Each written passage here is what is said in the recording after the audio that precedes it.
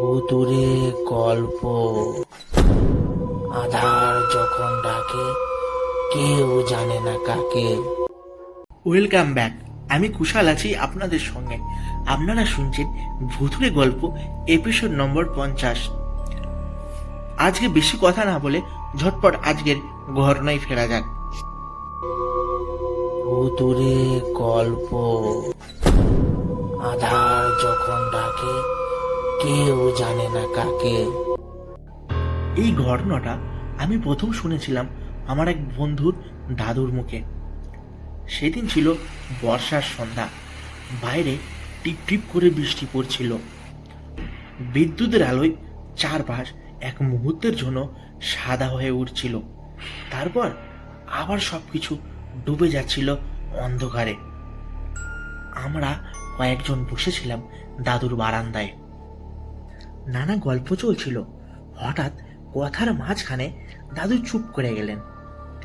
তারপর দূরে কোথাও তাকিয়ে ফিসফিস করে বললেন,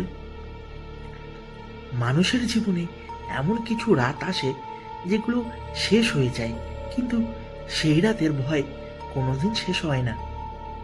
আমরা কেউ কিছু বললাম না। দাদুর চোখে তখন অদ্ভুত এক ছায়া। তিনি ধীরে ধীরে বললেন, আজ থেকে প্রায় 50 বছর আগে এক রাতে আমি এমন কিছু দেখেছিলাম যার ব্যাখ্যা আজও খুঁজে পায়নি। আমাদের কৌতূহল তখন তুঙ্গে। আমি জিজ্ঞেস করলাম, কোথায়? দাদু একবার দীর্ঘশ্বাস ফেলে বললেন, সেটা যদি প্রথমেই বলে দিই তাহলে ঘটনাটার আসল ভয়টা বুঝবি না। বাইরে ঠিক তখন মেঘ গজরে উঠল আর দাদু শুরু করলেন। সালটা 1972। তখন তিনি রেলের চাকুরিতে নতুন। একদিন অফিসের কাছে গভীর রাতে তাকে পুরুলিয়ার দিকে যেতে হয়। সেই দিন শেষ যাত্রীবাহী ট্রেন চলে গিয়েছিল। তাই বাধ্য হয়ে একটি মালগাড়ির গার্ড ভ্যানে উঠতে হয়। রাত তখন প্রায় 1টা। চারদিকে ঘুটঘুটে অন্ধকার। মনে হচ্ছিল পৃথিবী থেকে সব শব্দ যেন হারিয়ে গেছে। শুধু ট্রেনের চাকার ধাতব শব্দ আর দূরে জঙ্গলের বুক চিরে হাওয়ার শোষো আওয়াজ। প্রথম 1 ঘন্টা সবকিছু স্বাভাবিক ছিল। ঘাট ভ্যানে থাকা লোকজন গল্প করছিল, চা খাচ্ছিল, হাসছিল। কিন্তু হঠাৎ দাদু লক্ষ্য করলেন, ট্রেন একটা নির্দিষ্ট অঞ্চলের দিকে এগোতেই পরিবেশ বদলে গেল। কেউ কথা বলছে না, কেউ হাসছে না, সবাই যেন অকারণে অস্থির। একজন বৃদ্ধ গার্ড বারবার হাত ঘড়ি দেখছিলেন, আর একজন জানালার বাইরে তাকিয়ে কি যেন খুঁজছিল। তারপর হঠাৎ কোনো কথা না বলে একে একে সব জানালার পর্দা টেনে দেওয়া হলো। দাদু অবাক। জানালা বন্ধ করা হচ্ছে কেন? বাইরে কি আছে? তিনি প্রশ্ন করলেন। কেউ উত্তর দিল না। শুধু বৃদ্ধ গার্ড বললেন, আর কিছুক্ষণের মধ্যে একটা জায়গা পড়বে। কি জায়গা? জায়গার নাম জানার দরকার নেই। এই উত্তর শুনে দাদুর বুকের ভেতর কেমন একটা ঠান্ডা অনুভূতি ছড়িয়ে পড়ল। ঠিক তার কিছুক্ষণ পরে একটা শব্দ এলো জানালার বাইরে থেকে। মনে হলো কেউ ট্রেনের গায়ে আঙুল দিয়ে টোকা মারছে। সবার মুখ ফ্যাকাশে, কেউ কিছু বলছে না। আবার এবার ঠিক শব্দটা দাদুর পাশের জানালার বাইরে থেকে। বৃদ্ধ গার্ড নিচু গলায় বললেন, বাইরে তাকাবেন না। সেই কথা শুনে মানুষের কৌতূহল আরো বেড়ে যায়। দাদুরও তাই হলো। তিনি খুব সাবধানে পর্দার এক কোণা সরালেন, আর তারপর তার বুকের ভেতরটা যেন জমে গেল। ট্রেনের পাশে একজন মহিলা চলছে না, চলছে না, ভেসে যাচ্ছে। সাদা শাড়ি, এলোমেলো চুল, মাথা নিচু। ট্রেন তখন চলন্ত অবস্থায়, তবু মহিলাটি ঠিক ট্রেনের সমান গতিতে এগিয়ে যাচ্ছে, না দৌড়ে না হাঁপিয়ে।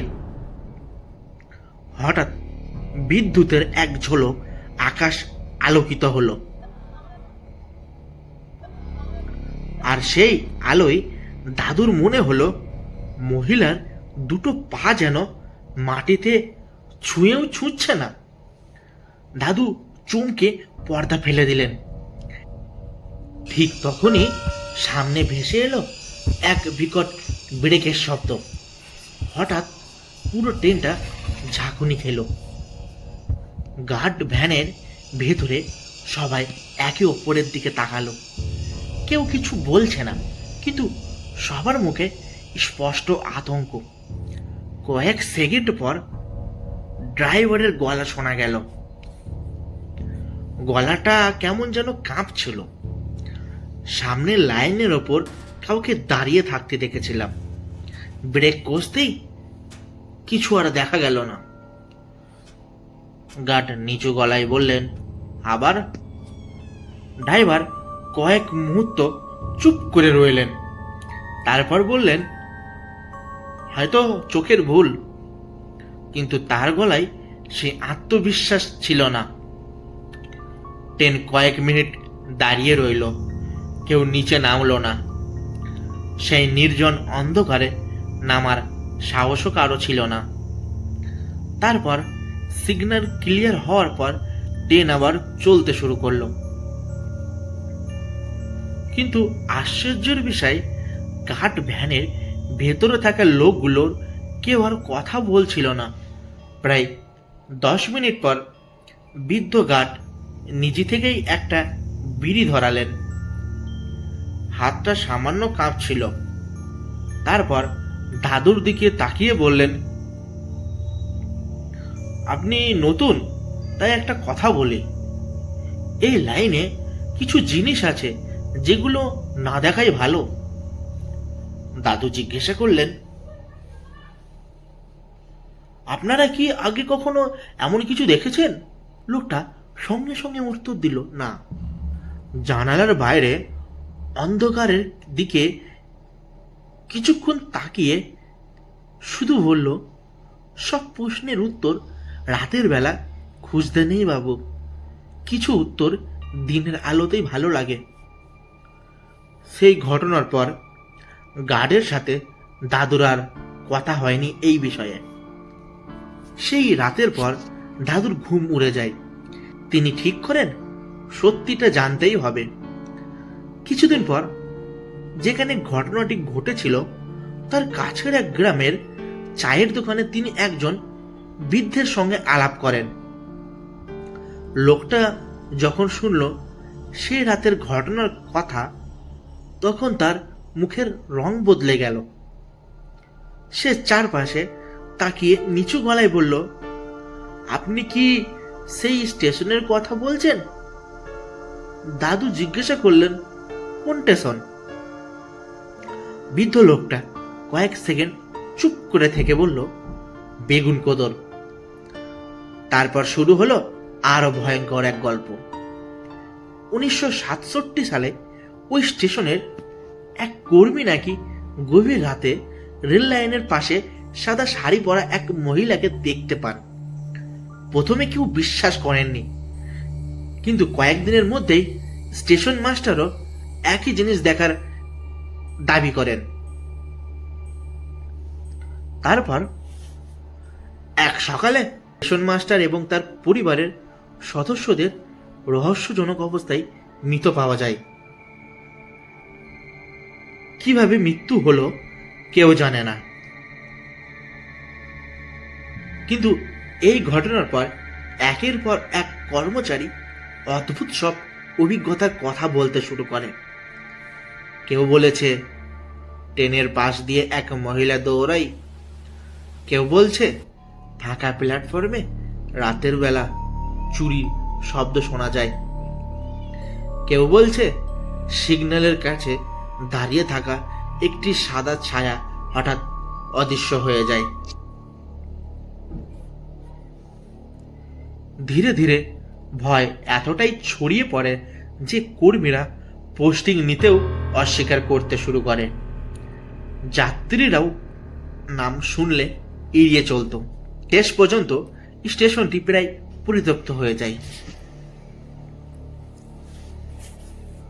ঘটনাটা এখানেই শেষ হতে পারত, কিন্তু হয়নি। কারণ দাদু বলেছিলেন সেই বৃদ্ধ লোকটি তাকে একটা কথা বলেছিলেন। চায়ের কাপ নামিয়ে সে ফিসফিস করে বলেছিলেন, ওকে সবাই দেখে না, তাহলে কারা দেখে? বৃদ্ধের উত্তর ছিল, যাদের দেখার কথা শুধু তারাই দেখে। গল্পটা শেষ করে দাদু অনেকক্ষণ চুপ করে বসে রইলেন। বাইরে তখন বৃষ্টি থেমে গেছে, চারপাশে অদ্ভুত নিস্তব্ধতা। আমরা কেউ কথা বলছি না। মনে হচ্ছিল যেন সেই চলন্ত ট্রেনের অন্ধকার ঘাট ভ্যানে আমরা নিজেরাই বসে আছি। আমি ধীরে ধীরে জিজ্ঞেস করলাম, তারপর ওই স্টেশনের কি হলো? দাদু একটা দীর্ঘশ্বাস ফেললেন, তারপর বললেন, অনেক বছর কেউ ওখানে যেতে চাইতো না। রেলের কর্মীরাও পোস্টিং নিতে ভয় পেত। একসময় স্টেশনটা সম্পূর্ণ পরিত্যক্ত হয়ে যায়। তিনি একটু থামলেন, তারপর বললেন, পুরো 42 বছর। আমরা অবাক হয়ে তার দিকে তাকিয়ে রইলাম। দাদু বললেন, 42 বছর ধরে জায়গাটা প্রায় জনমানবহীন পড়েছিল। ট্রেন যেত, কিন্তু স্টেশনটা যেন সময়ের বাইরে কোথাও আটকে ছিল। বাইরে দূরে কোথাও একটা কুকুর ডেকে উঠল। দাদু আবার বলতে শুরু করলেন, তারপর 2009 সালে আবার স্টেশনটা চালু হয়, নতুন করে রং করা হয়, মানুষজন আসতে শুরু করে, ট্রেন থামতে শুরু করে। তারপর অনেক গবেষক এলো, অনেক ভূত তদন্তকারী এলো, প্যারানর্মাল বিশেষজ্ঞ দল এলো। তারা দিনের পর দিন পরীক্ষা করলো, রাত কাটালো, যন্ত্রপাতি বসালো। শেষ পর্যন্ত তাদের অধিকাংশেরই দাবি ছিল এখানে কোনো অস্বাভাবিক কিছু নেই, সবটাই গুজব, লোককথা আর মানুষের কল্পনা। দাদু তখন চুপ করে গেলেন। কিছুক্ষণ পর খুব ধীরে মাথা তুললেন। তার চোখে তখন অদ্ভুত এক দৃষ্টি। আমি আজও সে দৃষ্টি ভুলিনি। তিনি ফিসফিস করে বলছেন, হয়তো ওরা ঠিকই বলেছে, হয়তো সত্যি সেখানে কিছু নেই, হয়তো সবটাই মানুষের মনের ভুল। তারপর তিনি জানালার বাইরে অন্ধকারের দিকে তাকালেন অনেকক্ষণ, এতটাই যে আমরা কেউ আর কথা বলতে সাহস পেলাম না। তারপর খুব আস্তে করে বললেন, কিন্তু সেদিন রাতে চলন্ত ট্রেনের পাশে যে মহিলাটাকে আমি দেখেছিলাম, সে কে ছিল? আমাদের কারো কাছে উত্তর ছিল না, দাদুর কাছেও নয়। তিনি নিচু গলায় বললেন, আজও যখন ওই ঘটনার কথা ভাবি, একটা প্রশ্ন বারবার মাথায় আসে। যদি সত্যি কিছু না থাকে, তাহলে সেই রাতে ট্রেনের সমান গতিতে রেল লাইনের পাশে কে চলছিল? আর কেন সেই মুহূর্তে গার্ড ভ্যানের ভেতরে থাকা প্রত্যেকটা মানুষ একসঙ্গে চুপ করে গিয়েছিল? বাইরে হঠাৎ একটা ঠান্ডা হাওয়া এসে বারান্দায় পেরিয়ে গেল। দাদু মৃদু হাসলেন, কিন্তু সেই হাসিতে কোনো স্বস্তি ছিল না, শুধু একটা পুরনো ভয়ের ছায়া। তারপর তিনি শেষ কথাটা বললেন। মানুষের সব প্রশ্নের উত্তর পাওয়া যায় না, না রে।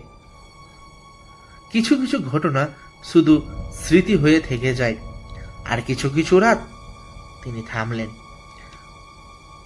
তারপর ফিসফিস করে বললেন, সারা জীবন তাড়া করে বেড়াই। সেদিনের পর বহুবার বেগুন কদরের নাম শুনেছি, অনেক রিপোর্ট পড়েছি, অনেক ব্যাখ্যাও শুনেছি, কিন্তু আজও যখন গভীর রাতে কোনো নির্জন স্টেশনের পাশ দিয়ে ট্রেন ধীরে ধীরে এগিয়ে যায়, অজান্তেই আমার মনে হয় বন্ধুর দাদুর সেই কথাগুলো।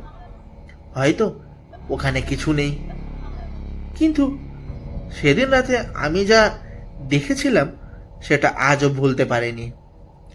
আর ঠিক তখনই মনে হয় সব রহস্যের ব্যাখ্যা হয়তো সত্যি মানুষের জানা নেই। ভুতুরে গল্প। আধার যখন ডাকে কেউ জানে না কাকে।